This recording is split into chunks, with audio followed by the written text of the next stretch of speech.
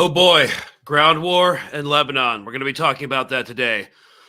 Welcome to State of Play, a semi-weekly editorial news show on Mint Press News, hosted by myself, Greg Stoker.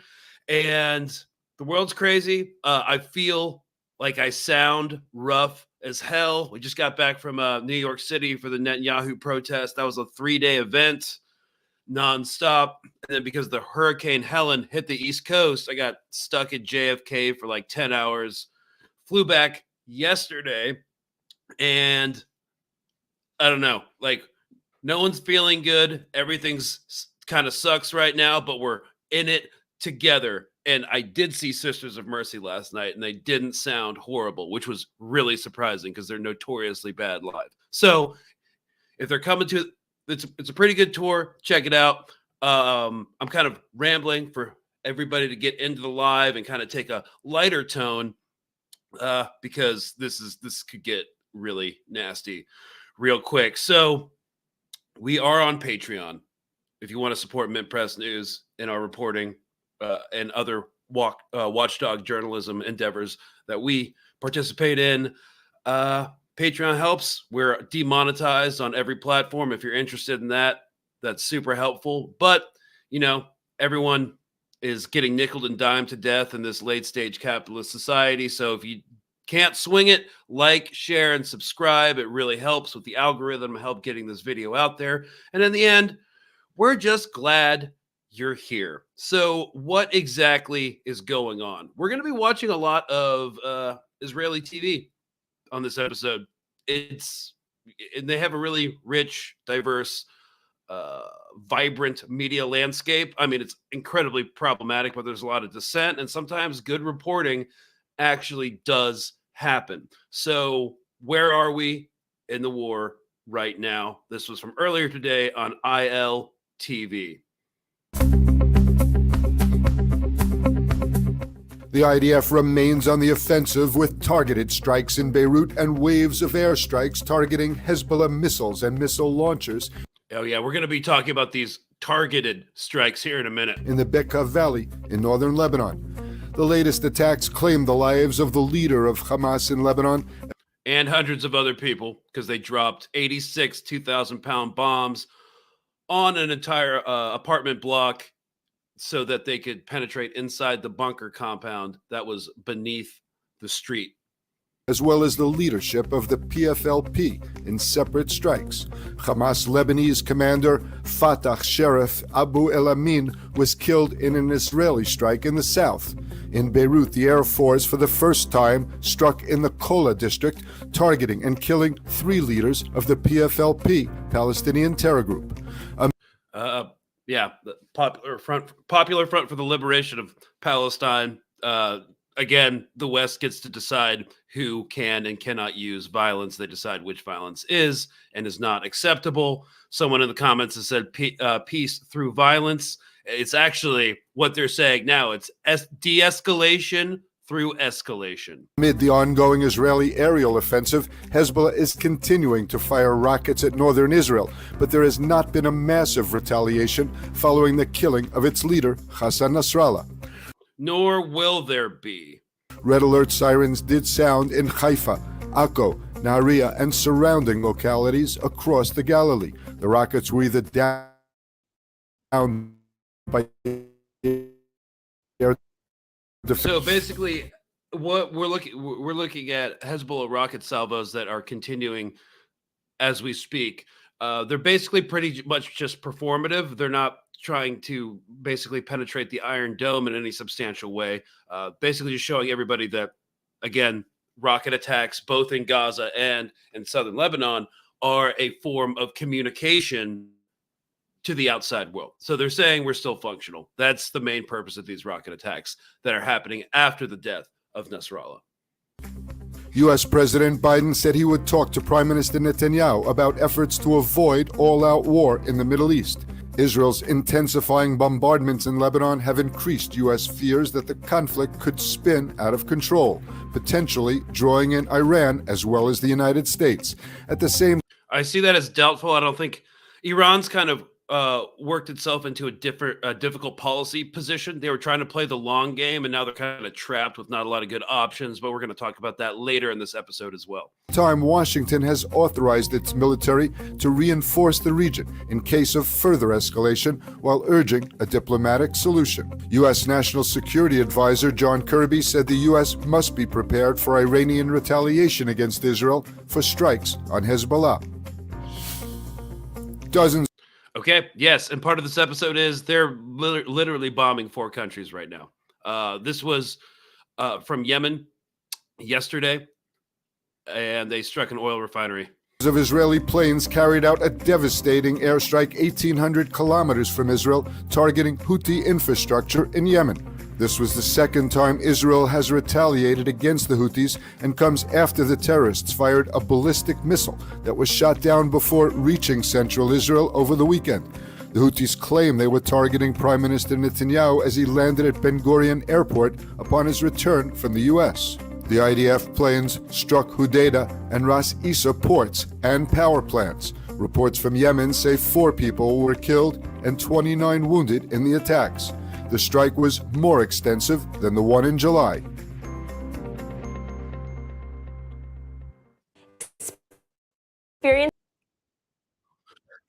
Yes, experience the power of truth. I just wanted you guys to hear that last soundbite before moving on. Yeah, sorry, we do watch some opposition TV for sure, because it's interesting you have to in order to get an insight into the media landscape inside Israel, because Benjamin Netanyahu is now, because of the successful targeting of Hezbollah command infrastructure, is riding a wave of public elation. Like, he was doing very poorly.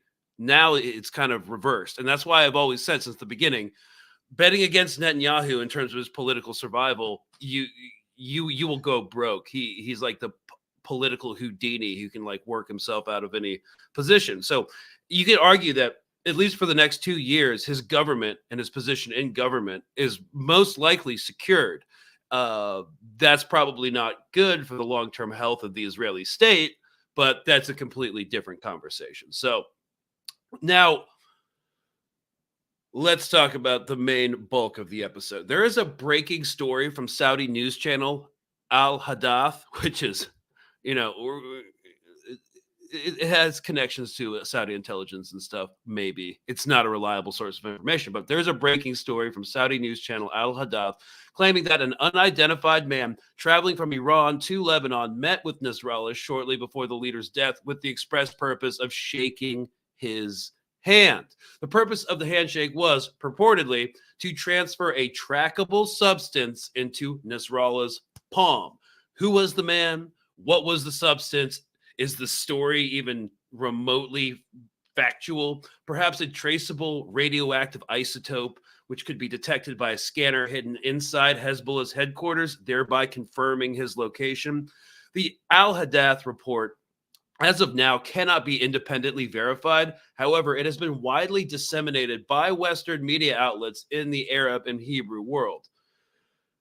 And it's serving as a propaganda piece to reassert the deadly cunning of the Israeli intelligence services that was lost by the massive intelligence failure on October 7th. And despite the now infamous pager attacks, depending on who you ask, is it famous or infamous, the targeted killing of senior Hezbollah commanders, and rumors of a slick tracking operation involving radioactive isotopes. I'm just making that last part up. We're not sure what the substance was. I'm pretty sure, and we're going to talk about how Nasrallah was most likely targeted, and it most likely wasn't through some fancy operation. Hezbollah has been vulnerable to infiltration since they expanded their operation into Syria.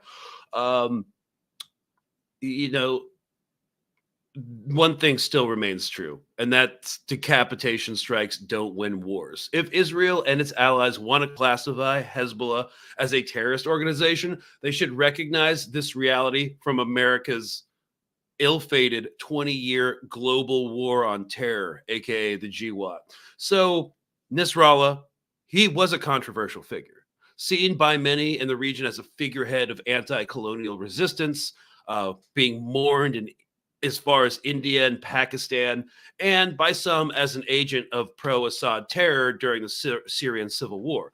Despite one's views, however, he was a dynamic powerhouse of a leader that transformed Hezbollah from a guerrilla resistance force into the most powerful non-state military actor on earth. Now that he is gone, what is next? It's undeniable right now that Hezbollah is in shock, as is Lebanon as a whole.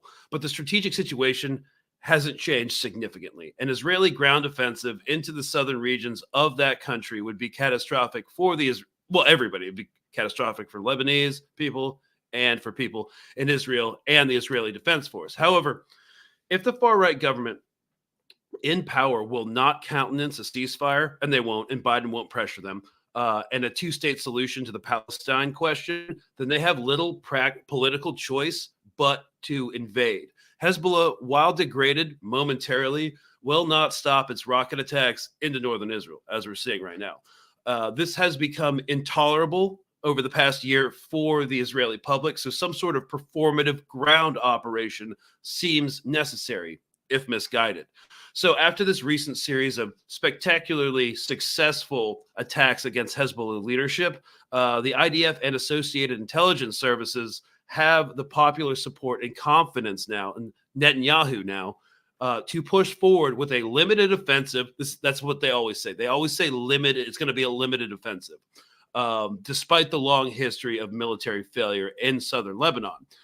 This time, so they reason, will be entirely different from the strategic defeat they experienced in 2006, which we're going to look at briefly later on in the episode. And they have a limited window of time in which to exploit their recent attacks against Hezbollah. There will be no better time to invade than right now. And again, this is why it seems like it's going to happen within the next couple days, because Hezbollah is only going to get more organized and recover as time goes on. So strike while the iron's hot. That's the logic there. So tonight on State of Play, we will discuss this impending operation, its stated goal of dismantling Hezbollah military infrastructure along the border, and how Israel wants to establish a buffer zone, which is a inherently euphemistic colonial term for military occupation in southern Lebanon. We will also discuss how any ground operation will have catastrophic consequences for the IDF. They've already lost an insane number of armored vehicles. Hamas is still existing. They're still attriting the IDF in Gaza successfully after a year. So Hezbollah is only scarier. Now, first of all, we have to talk about Nasrallah. And so we're going to look at Israel's interpretation of them from one of their more liberal. I mean, it's a liberal Zionist report, and we're going to comment on that because it's very relevant right now. Israel has nuclear weapons and the strongest air force in the region, but in reality, Israel is weaker than a spider's web. Yeah, that's one of Nasrallah's famous quotes. Those words uttered by Hezbollah leader Hassan Nasrallah after Israeli forces retreated from the Lebanese security zone in the year 2000 after 18 years of war, demonstrating Nasrallah's belief that Israeli society is tired of wars and lacks the strength and resilience to withstand conflict and casualties. Hezbollah tests. So this is the first time Israel's ever fought a war like this. They are used to short, violent wars that last for a month, maybe two, and then a ceasefire is called, and they either take or lose territory, generally illegally. So they're not used to a war of attrition. They do have a very low tolerance for casualties, but there's a lot of reasons that they want to keep this war going. They will have no better opportunity now than they'll never get this opportunity again to take land. So they're going to keep going for it. This hypothesis in July 2006 by attacking an IDF convoy on the border, killing 5 soldiers and snatching the bodies of 2. Israeli Prime Minister Ehud Olmert declared it an act of war, and Israel responded accordingly. The fighting lasted for over a month inside Lebanese territory, where Hezbollah registered some successes against the IDF. Some successes. Okay, we're gonna look at a paper published by the Combined Arms Center of Combat Studies in Fort Leavenworth, which is a U.S. Army War College that breaks down everything. And it's the opinion of the U.S. military that Hezbollah won and Israel suffered a strategic defeat. And so they know it. Everybody knows it. But they have this massive propaganda apparatus that perpetuates these ideas that Hezbollah made some successes, but Israel finally caved to a UN ceasefire resolution, which they are not prone to do. Israeli armor and infantry, they confront us with anti-tank missiles, Russian-made. 121 Israeli soldiers were killed. Hezbollah casualties were at least 5 times higher, according to IDF estimates. Okay, so first of all, we don't trust IDF estimates. They always underreport their casualties and overreport the people that they've killed. However, they do have an air force. They do have superior military capabilities, especially in 2006. They lost because of a lot of complicated reasons, mostly incompetence, of bad strategy and stuff. But they have the capacity to kill a lot of people. And so when we see these casualty figures coming out of Gaza, where it's like all of these Israeli soldiers killed, and people are wondering like how many Hamas fighters or resistance fighters in Gaza that they've also killed, it's generally going to be way more than the Israelis who are in tanks, who have an entire fleet of Predator drones, Reaper drones constantly in the skies looking for any armed combatants. There are ways to avoid them. However, this is just any anti-colonial resistance movement. It's going to take way more casualties than the generally technologically superior colony. That's just look at Vietnam and the Viet Cong. They ended up winning, but their casualty rates were atrocious. Hezbollah also shelled Israeli towns in the north, killing 44 civilians. Its missile capabilities a hovering threat ever since. Hezbollah has developed its missile arm from 10,000 at the time that they had in 2006. Today we're talking about more than 140,000 missiles. And what is more worrying in Israel is the fact that part of those missiles are very precision-guided missiles. A threat Hassan Nasrallah makes sure to periodically remind Israel. It knows that the issue of the precision missile has not been stopped and will not stop. It is developing in its quantity, quality, and in numbers. But after this is all contextualizing for the report we're just about to look at here in a second. the huge hit Hezbollah took in the war, it hasn't dared launch such missiles at Israel, and only once succeeded in killing Israeli soldiers, 2 of them, in a 2015 strike against an IDF convoy. Israel, meanwhile, has in recent years conducted many airstrikes against Iranian-backed weapons convoys in Syria en route to Lebanon. Hezbollah resources remain bogged down in Syria and at home in Lebanon, which is in shambles. Okay, so first of all, this was from 2 years ago. And yes, Syria is the main traffic corridor for all the different axis, for the entire axis of resistance. So that's why Syria will always get struck. That's why there will always be U.S., Israeli, and Iranian proxies fighting for zones of influence and control in Syria, making operations against Israel less likely in the immediate future. But that doesn't mean Nasrallah has given up on exporting the battle into Israeli territory with the support of patrons Iran and other Israeli enemies. The equation that we must reach as Jerusalem means a regional war. Jerusalem means a regional war. Hezbollah, in addition to a possible missile salvo, is planning a cross-border operation to seize Israeli communities in the north. Israel has not been idle either, exposing 6 cross-border tunnels built for precisely such purposes. Of course, the IDF has developed new weapons and new ways to combat Hezbollah. And I believe that in the next confrontation, Hezbollah might be surprised with a lot of new innovations. So he wasn't wrong. That was from 2 years ago. They were able to penetrate the global supply chain, install 2 grams of PETN, PETN, which is a plastic explosive, inside the housing for lithium batteries. And that was, if Hezbollah, was able to do that, that would be considered a diabolical act of James Bond villain-esque terror. But again, the West gets to define which kind of violence is acceptable and which is not. So for them, one side commits an act of terrorism, the other side commits an intelligence operation. So he wasn't wrong that they were able to surprise Hezbollah. Hezbollah has been compromised in some way. I don't think that they located Nasrallah based off of what I've seen go down in practice in places like Afghanistan.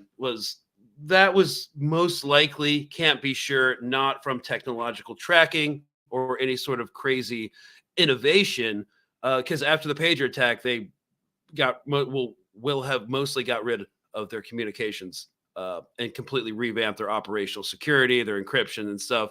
So it looks like a human intelligence operation. Someone knew he was there, meeting with the other commanders, and Benjamin Netanyahu gave the green light, and they probably weren't sure exactly where he was because they couldn't pinpoint an electronic signal to him. So what did they do? They just dropped the entire block, essentially. That's what it looks like to me. I'm not the only one who thinks that right now, but an article just came out in the Financial Review basically detailing how Hezbollah is like compromised by a bunch of spies, and they attribute that to their expanding operations in Syria, their recruiting drive during the Syrian civil war, which opened them up to infiltration because they had been more solitary and harder to join, and they had a laxer vetting procedure, so perhaps they had spies within their hierarchy. Who knows? We're not going to know for some time. I don't think they're going to put out a public statement about it, but here we are. Now, since Nasrallah has been killed, we are seeing Israeli media portray a certain side of Hezbollah to drive their narrative, their war narrative. And let's check it out real quick. And some of the most jubilant scenes were in...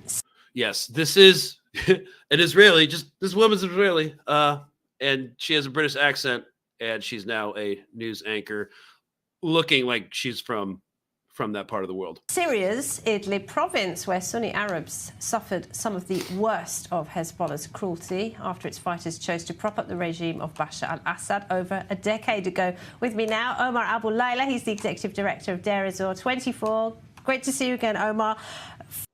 So I'm not going to get into the complexities of the Syrian civil war on this, but it's important to recognize that Hezbollah is not universally beloved throughout West Asia. That's just not true at all. However, for those this is definitely a propaganda piece. Who don't know, tell us why Nasrallah was so hated in parts of Syria. Thank you so much, Laura, for having me on this great event.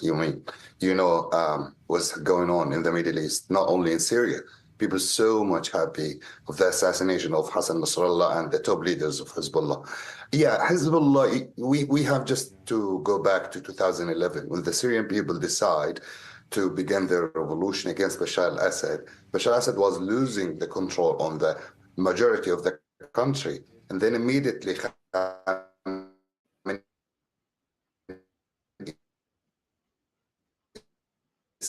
sent these militia Qasem Soleimani and not only in Idlib or countryside of Aleppo, no, my hometown in the northeast Syria, fully occupied by these militia, Hezbollah and the IRGC, Fatimiyun, Zainabiyun. So we about millions of they were. Yeah. Oh, so yeah, if you know anything about the Syrian civil war, it's kind of a sticky issue. It began as an offshoot of the Arab Spring, the rise of the Free Syrian Army. Hezbollah was sent in to break the back of that, fight ISIS and other Al-Qaeda affiliates. And in the process, they did protect some Christians. They also killed a lot of people who were not part of the fighting. So that's just, and they're mining that to manufacture consent for a regional war, a push into southern Lebanon, because you know how they say free Palestine from Hamas. Now they're creating the same narrative based off of some true historical context to be like free Lebanon from Hezbollah. This is mostly for their own people. I know I've been talking to a lot of people in South Beirut. They see almost universally, and there are different factions, and of course we're not going to get into that right now, but they see it as a resistance movement to the Israeli occupation that is coming, as you know, their far right ministers talk about a Eretz Israel, a greater Israel. That's what's happening. So what is this ground operation going to look like? Well, first of all, let's go back, and if you've been following this channel for a minute, you've seen this, or I've brought up this article before, a couple of these articles before, because they're really good. Let's just check this one out. So first of all, this comes from the U.S. Combined Arms Center of Combat Studies Institute Press at Fort Leavenworth, Kansas. We were caught unprepared. The 2006 Hezbollah-Israeli war. So I like to use this as a demonstration piece because it really goes against a lot of the post-war propaganda talking points that we're seeing play out this way. So here is the big crux that we always see, and we've been seeing since October. So they're saying currently that this will be a limited ground operation. They've already sent special operations forces and commando raids across the border last night. They're doing that to hit sensitive sites in preparation for a larger invasion. So going back to 2006, something similar happened. And we can see here in this paragraph, despite Israel assuring the United States of a quick and decisive resolution to the conflict, Hezbollah's short-range Katyusha rockets, and now they have way more fancy stuff, continue to rain down on the Israeli population. As days went by, it became increasingly apparent to both the Israeli Defense Forces and Western military analysts that the IAF, the Israeli Air Force, was having little effect on Hezbollah's rockets. When the IDF reluctantly moved its ground forces into southern Lebanon, the apparent ineffectiveness of the operation and the stubborn resistance of Hezbollah fighters stunned military observers worldwide. After years of highly successful counterinsurgency operations against Palestinians, the IDF appeared remarkably inept to conduct a successful conventional ground campaign against Hezbollah. So, without question, the Israeli ground campaign revealed an army confused by its new doctrine. Soldiers were deficient in training, obviously, because they were a conscript army. Most people only do 2 years. And equipment and senior officers, because they're so young and untrained, seemed woefully unprepared to fight a real war. By the time the UN ceasefire went into effect on August 2006, many analysts were convinced the IDF had suffered a significant defeat. Yeah, that's the general consensus. And it really hasn't changed since then. What do? Same thing in 2006. An over-reliance on bombing campaigns, inability to achieve combined arms where infantry and tanks are taking ground, clearing tunnels, clearing through entire villages to make sure there's no fighters. They will never do that. And what else did they do? A massive propaganda push in Western media to portray a decisive victory for Israel and an ignominious defeat for Hezbollah. None of that was true. Bombings didn't work. They're not working in Gaza. Hamas is still attriting them, and so is PIJ. And yeah, they will not take and clear and hold ground, which if you're fighting a ground campaign against an entrenched enemy, that's kind of what you have to do. So this limited military operation, what does it really look like? Well, before we get into that, I think we're going to look at Israel's own assessment of what this could look like. So pulling up a second article that I've showcased on here before because it's completely accurate, honest, and it comes from a counterterrorism think tank. So this is off the Calculus Tech website. Again, we're using basically Western and Israeli reporting on this subject matter because it's an interesting angle to come at this because even they know this is probably not a good idea, right? So fire and blood is the chilling reality facing Israel in a war with Hezbollah. So this is an interesting war game scenario that this article describes. It's over 100 senior military and government officials participated in a report by Reichman University's Institute for Counterterrorism, which details how unprepared the Israeli home front is for an all-out war with Hezbollah. This article was updated on the 9th. Oh, wow. Yeah, this past February in 2024. So this is what will happen. Even though the Hezbollah's command and control structure has been degraded, they have replacements. And they have standard operating procedures for what will happen and plans in place that they've trained on if a ground invasion actually happens. So this is what the IDF thinks will happen based off of a study conducted with 100 IDF officers. So Israel's war from the north will begin with a massive and destructive barrage of Hezbollah's rockets nearly across the country. The rocket fire will be intense, Periodically, Hezbollah will concentrate its efforts, launching massive barrages towards a single target area. This is in order to look how weird these ads are in this, by the way. What? Can we exit out of these? Sorry, that's just really distracting. Okay.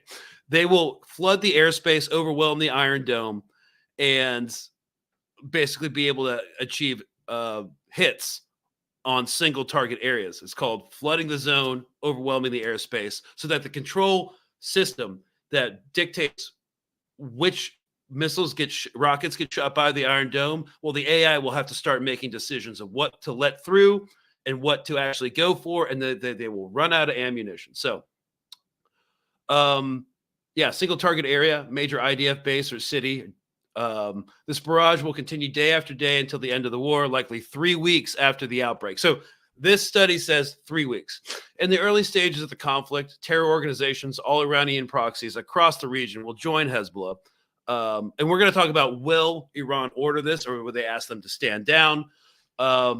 Precision-guided munitions and low-signature weapons, such as loitering munitions like kamikaze or suicide drones, will attempt to physically strike and destroy Iron Dome batteries. They'll be successful. They estimate that Iron Dome interceptors and David Sling missiles will be depleted within a few days of fighting. Okay, what just happened? Okay. Leaving Israel exposed. And at this time, what's going to happen, they're going to start targeting water desalination centers, water transmission facilities, power stations, basically all hospitals, because that's completely normalized right now. I'm actually not sure if Hezbollah would do that because it's bad optics. But basically civilian infrastructure will be crushed and destroyed. So weapons factories, everything. They'll shut down the ports. And of course, in return, Beirut's going to get absolutely hammered if this goes down the way they think it's going to go down. So,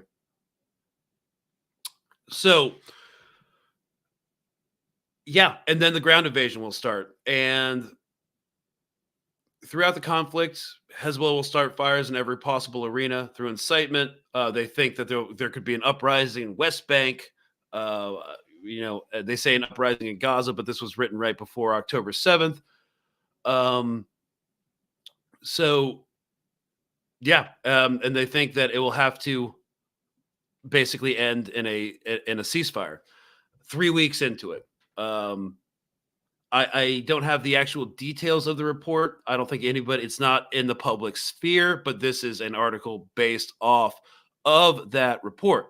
So I would just like to point out that, just again, these standard operating procedures that the Israeli military is basing their operations around are not going to just stop functioning and stop working just because some Hezbollah leaders have been killed. Now,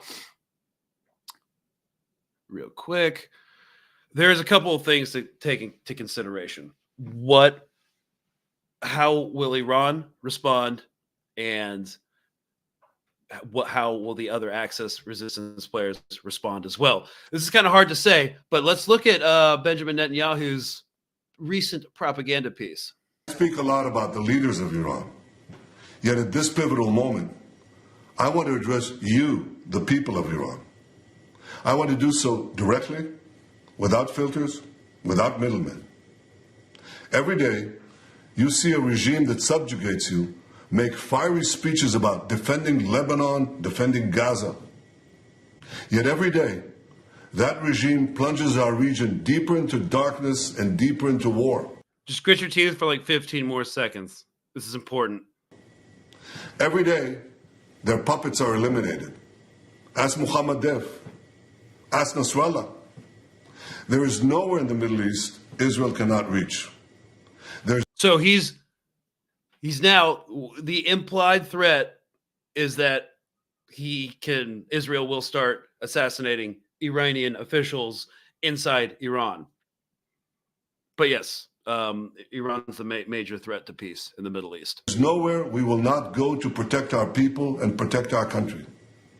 With every passing moment, The regime is bringing you, the noble Persian people, closer to the abyss. Okay, that's enough of that guy for now. I've watched the whole thing, and it doesn't get better from there. So what he's doing is basically what they are trying to do with Hezbollah since the beginning of hostilities on October 7th, rile up the local people to get them to throw, curtail, hamper Hezbollah operations through the local population. That's one of the reasons they do the collective punishment as part of their military doctrine, to pressure the civilian population into doing their work for them. So he's speaking, it's not, people are commenting on the fact that he's speaking in English and it's in English subtitles. Now, you know, of course, this is also for Western audiences, but Iran does have a domestic problem. There are a lot of internal forces that are basically determining to some capacity how the Iranian government handles this. Now, I was listening to an NPR report from yesterday that asserted that the reason Iran doesn't want to escalate is because of the Israeli military. That's absurd. The Israeli military is in no condition to fight another front, a straight up war with Iran. That's not the problem. The problem is the U.S. military. That is still a massive deterrent. Yes, the U.S. military has been singularly unsuccessful in the past 20 years in military actions in the Middle East and West Asia and Central Asia. However, that doesn't mean they can't cause an insane amount of destruction if this thing kicks off. And you were looking at senators like Tom Cotton. There's still a whole core of neocons inside the security establishment in the United States that want this thing to kick off. So what will happen in a shooting war with Iran? Well, first of all, there's a whole dissident population there. And that is what Netanyahu is speaking to. It's no secret that they want to inflame tensions in order to cause civil uprising, civil strife. That's what they always do. In fact, that's just general information operations during wartime. And everyone does it. So that's what that video is. But it's not an invalid point to make that a lot of Iran's decision-making is going to be taking into consideration their own dissident population as well, because war makes people unhappy with the government. This is kind of reductive, but if we're looking at the big picture, we have to take that into consideration. Now, Iran has been doing this thing where they're trying to, as the Cradle media termed it, boil the Israeli frog, slowly applying pressure as Israel destroys itself through wanton violence, right? It destroys itself politically, it destroys itself militarily, it destroys all of its hard power and its ability to co-opt rather than to coerce, its legitimacy becoming a pariah state. That's the long game. And I think there was an assumption that there would be red lines that Israel wouldn't cross. I think there are no red lines that they won't cross. And now Israel and now Iran, because they've suffered blows, they've just soaked up a bunch of embarrassing circumstances like the murder of Ismail, or the assassination of Ismail Haniyeh, under their protection, and they didn't respond because they were playing the long game.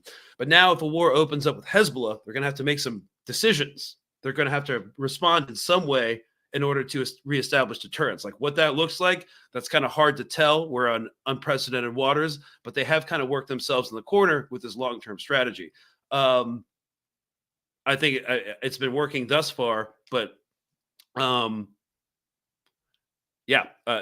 this is a completely insane and dynamic situation, and they're going to have to do something. Now, will they get directly involved? Probably not. Because if they get directly involved, the U.S. is going to get directly involved. The U.S. also doesn't want to get directly involved. I don't see any compelling reason to think that the U.S. will get involved in this ground operation besides supplying Israel with munitions, intelligence support, and political cover. Now, U.S. boots on the ground. I was going to talk about this last Thursday, but we got detained at protest. So I didn't get to do this episode. People are concerned that there are U.S. troop rotations going to the Middle East. Yes, there are. The 101st combat aviation brigade is going to the Middle East. I'm not sure exactly where they're going, but it's a rotation. It's been planned for a long time, and they're swapping out with the 10th Mountain Combat Aviation Brigade. That's a lot of combat power, but it's not a lot of infantry ground troops. It's not tanks. We're not seeing any active duty combat units getting deployment orders. And again, all these troop rotations and movements have been planned for a long time. So we're not seeing any massive mobilization now. And again, if U.S. boots are going to be on the ground, that mobilization takes a long time. It would be starting right now. And we would kind of be able to determine, especially since we know people still in the military, what is really going to go on there. So I'm not seeing any of that. Now, Biden says he wants a ceasefire. He doesn't really care. He's completely happy knowing that he is going to support Israel no matter what. It's just a performative talking point for the liberals. And people are saying they're on the ground now. I have seen no confirmation of that. I mean, there are targeting cells in Israel. There are liaison officers in Israel, but special operations forces like Delta, I haven't. I think it'd be kind of insane to put them on the ground, but we'll see. These are insane times. However, in terms of line combat units, we're not seeing any of that. And as a former special operations guy, yes, you do the cool job. You know, you get like a special hat. You know, it's great. But special operations forces don't win wars. Line combat troops en masse working with combined arms with tanks and artillery, that's what wins conventional fights. It's just because there's a few special operations guys doing dirty work, that's not gonna that doesn't change the overall dynamics of what's going on in this conflict. So yeah, someone says ceasefire talks, that's for duping the domestic audience. Yeah, we're gonna go ahead with this. No breaks. The imperialists that run the United States foreign policy decision making can't afford to back down, because once they back down, everyone's going to call their bluff forever, and it's going to be really hard to reassert their global dominance. So they can't back down in Ukraine, and they can't back down here. So, yeah, well, someone said, Kilgore says Ukraine has demonstrated that in grim fashion. Yeah, they simply can't back down. You know, Biden's a neoliberal warlord. Sorry, guys, I'm getting really editorial here, but he's a neoliberal warlord. There's a bunch of reasons. A lot of the neocon base in Washington is supporting Kamala Harris, because as much as I just have been outspoken against Trump, obviously, I do think that she's kind of more hawkish than Trump. So she's not going to back down. This isn't going to end anytime soon. We're looking at Gaza. We're seeing that the ceasefire negotiations are completely stalemated. Baghdad just got bombed. Yeah, I've been prepping for this episode, so I haven't seen the absolute most recent news. I assume that was an Israeli strike. I can look it up real quick. Yeah. Okay, so this is not going to change. Okay, ceasefires in Gaza, not going to happen. Sinwar and the political establishment aren't really talking to the Israeli negotiators. Obviously, Sinwar has been out of contact, because one of the big things that's dangerous about if you're taking hostages and hostage negotiations is you actually want to contact the people that you're trying to get concessions from as little as possible, because every time you establish contact, it puts you open to be like geolocated, triangulated, and assassinated. So because they'll come after you if they're able to determine your location. So speaking is very dangerous. And it seems clear that Israel's not interested in the hostages, which means ceasefire negotiations are stalemated, which means that Sinwar and the other leadership that still exists in Gaza is not going to engage with them at all. So that's a deadlock. What Israel would love is for a separate ceasefire to be negotiated with Hezbollah. Hezbollah can't do that, however, because they would lose all credibility. They're in a really tough spot right now. I mean, they're going to have to fight, or again, lose all credibility going forward. So I don't see how this doesn't escalate. And it seems like this ground invasion, which I've been saying would be a bad idea, and I don't think they're going to do it since freaking November. It seems like they're finally going to do it. Now, it's going to be a limited operation. And this kind of brings me to my last point. It's like, what are the goals? Well, first of all, Hezbollah has very fancy rockets. They've just been using their old 80s stuff this entire time. And we're not even sure what's down in the missile cities inside some of those tunnels, which is what I've heard them be called by a number of people. So there's something about Israel that everyone needs to understand. There's something called strategic depth. So having strategic depth, or a country that doesn't have a lot of strategic depth, like Israel, means like there's not, because it's very small, there's not a lot of standoff between the front lines of a battlefield and their industrial centers, their cities. So because there's not a lot of strategic depth, Hezbollah can target just about anything they want. So in theory, they want to create a buffer zone to push Hezbollah back to the Litani River, and so they can't target their industrial centers or their northern villages. However, because of the type of rockets and ordnance that Hezbollah has, a buffer zone really won't do anything. So that from that perspective, it does look like a land grab. What's a buffer zone going to accomplish when Hezbollah has stuff that can strike targets in Eilat? So we're going to be looking at this ground operation again. Every time Israel says they're going to go in somewhere, it's going to be limited, it's going to be fast, and they're not going to stay. But we've seen them change their entire military focus since October 7th. They're used to wars that last 4 weeks, 6 weeks, and end. Now they're in a war of attrition, and now they're starting to occupy things again. So how successful? Okay. And I think that's just kind of the broad overview of this ground invasion. After Nasrallah, well, I'll just end with this.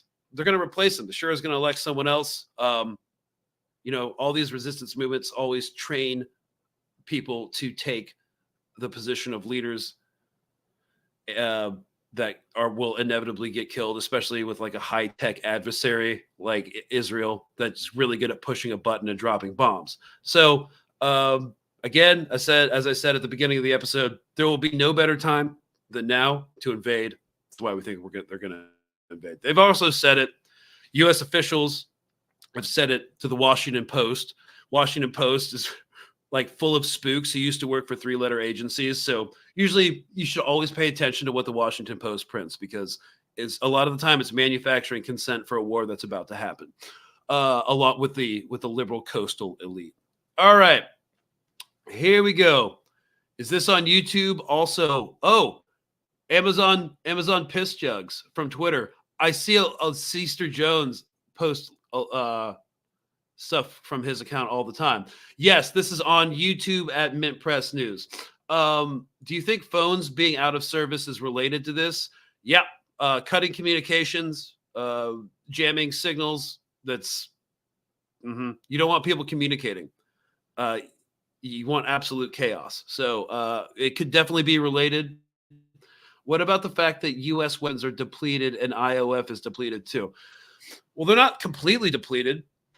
I mean, the IOF just dropped 86 JDAMs Friday on a single target. The U.S. is low. Israel's low. We don't have enough for our own deterrence. So when are we going to run out of ammo to be like, we can't keep doing this, especially with a geostrategic shift to China, because we want to isolate China and reinforce Taiwan. So I'm not sure. There's a global supply chain shortage on RDX and HMX and stuff that's used to create these explosives. And I don't know how fast it can be replaced. I don't have access to the numbers of munitions because that's classified, but they are low. We've heard U.S. officials say they're low. We've had IDF veteran officers talk to Mariv and Haaretz saying that they are also low. So they have to be more discriminating in their strikes. I don't think they'll be able to turn Beirut into Gaza, but they'll certainly try. Okay, Scott Ritter said 4,000 reservists they plan to send in are more office people and are not battle trained. Well, that's the thing. They're reservists. So they do 2 years and then they go to Tel Aviv and they work a corporate job or they work in tech and they think they're going to have a good life where they're going to be able to go to clubs and party. And one of the issues with the Israeli army is that they're conscripts. So after 2 years, guess what you still are? A friggin' dumbass private. You know, that's not enough experience. And most of their military experience is running checkpoints and enforcing apartheid and West Bank. Those are their combat deployments. Whereas Hezbollah has been fighting against the Islamic State, the Free Syrian Army, you know, and a bunch of other factions in Syria for a long time. So, yeah, it's going to be a problem.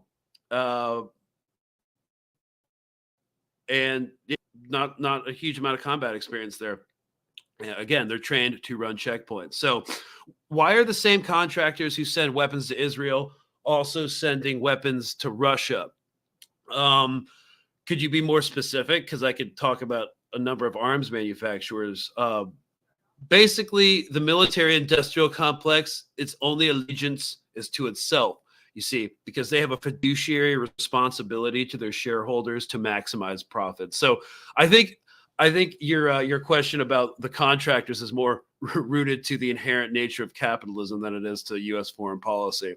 Okay, are they going to blockade Lebanon now and starve them too? You know, the beautiful thing, wrong word, the easy thing that makes analyzing Israeli military tactics so effortless is that they don't change any of their tactics, techniques, or procedures based off the theater. It's always max force, max bombing, propaganda, starvation, the weaponization of hunger, displacement, collective punishment of civilians. So you can definitely expect Lebanon to be blockaded. I would expect Beirut airport to be bombed. And yeah, because they said it. They said they're going to do it. And they did it the last time, and they're going to do it this time if they invade. So why is Russia and Israel propaganda almost identical? Because it's unsophisticated. Israeli propaganda is a little bit more sophisticated, not because they're better at messaging, but because they have a more substantial and developed apparatus that disseminates the propaganda. So they've already depleted a lot of Iron Dome. That's true, but I've read reports on that as well, but they still have Iron Dome batteries doing interceptions. The strikes on Tel Aviv have not been effective because they keep getting intercepted. A couple things have got through, but that's it. So they still have a stockpile. How long will it last? Well, I'm sure we're about to find out. So have we already talked about the Jerusalem Post article reporting Israeli tanks? Let me see. Israeli tanks going into Lebanon. Okay, so Jerusalem Post is not the most reliable source. Let me look. Jerusalem Post. Okay, let's look at it. Because this came out as I was prepping for this episode. Share screen. Window. Here we go. All right. IDF tanks attacking villages in southern Lebanon. This is coming from Arabic media. Let's see where. Let's try to source it. Okay, Al Jazeera and MTV Lebanon claimed IDF tanks had entered multiple villages in southern Lebanon. This is what they have informed us they are currently conducting, which are limited operations targeting Hezbollah infrastructure near the border. Okay, yes, I already brought up that quote. And yes, they've warned mass evacuations. This is stuff we already know. The IDF and Lebanese army started making moves around 9 p.m. regarding the imminent Israeli invasion of Lebanon. Yeah, unconfirmed reports. I'd say it's highly likely at this point. I would say yes. I do think this is a credible report just because it makes too much sense. let's see where are we at. Tomorrow's October 1st. Has anyone heard of the general strike plan for tomorrow? I have. I don't know any details. Putin rushed to an emergency meeting right now. Do you think it's related to the Israeli invasion? I mean, I haven't had the bandwidth to track every move that's happening in Ukraine, but this would be an emergency moment, especially if Iran has given Russia warning that they're going to kick off somehow. So, okay. So you may have came to the live stream late. Greg Stoker, how do you think the U.S. Israel located Nasrallah and Hezbollah HQ? Was it human intelligence like a mole, interception of communications, triangulation of sonic booms during speeches? Well, we do know that 2 AWACS, which are sensor aircraft and command and control aircraft, American aircraft, were on a holding pattern outside of Beirut, like off the coast of Cyprus, and they turned their transponders off for about an hour around the time of the strikes. So I think they were coordinating airspace potentially, but I don't know if it was signal intelligence. I don't see why, especially for a meeting that clandestine, why that I hope my internet's not blowing up. For a meeting that clandestine, that they would bring signal intelligence devices where they can get a track. So I think it's human intelligence. You know, when they expanded their operations in Syria, they kind of made themselves more vulnerable to infiltration. Because again, Syria is full of, yeah. And I already talked about that earlier in the episode. So, yeah, guys, as for nukes, no doubt plenty of threats have been exchanged. Mad self-destruction. How idiotic can humans be? Very sad. Yes, it is very sad. And our capacity for idiocy and pettiness and greed knows no bounds. And hey, my internet's acting up. I'm not really sure what's going on, so sorry about that, guys. I think we're at the end of our questions, though. Looks like the ground invasion's a go. It's insane. We're going to see how limited it's going to be. These things tend to drag on and be bigger than what Israel promises, as we can see with what has happened to Gaza. So I don't think they have enough bombs to effectuate Benjamin Netanyahu's promise to turn Beirut into Gaza, but they'll certainly try. So all eyes on Lebanon for right now. Beyond that, it's kind of going to get really hard to predict. There's going to be a lot of fog of war, and there's going to be a lot of moving pieces. Iran's going to have to respond because they have to, and we're going to take this one step at a time. I might be doing 3 live streams this week because this week is going to be insane. So y'all take care. Thoughts and prayers, hope for the best. Apologies to the residents of the East Coast who just got displaced by Hurricane Helen. Your livelihoods are shattered, and you won't be getting any assistance from the government because we have to send money to Israel to start a regional war of annihilation. So that's where we're at right now.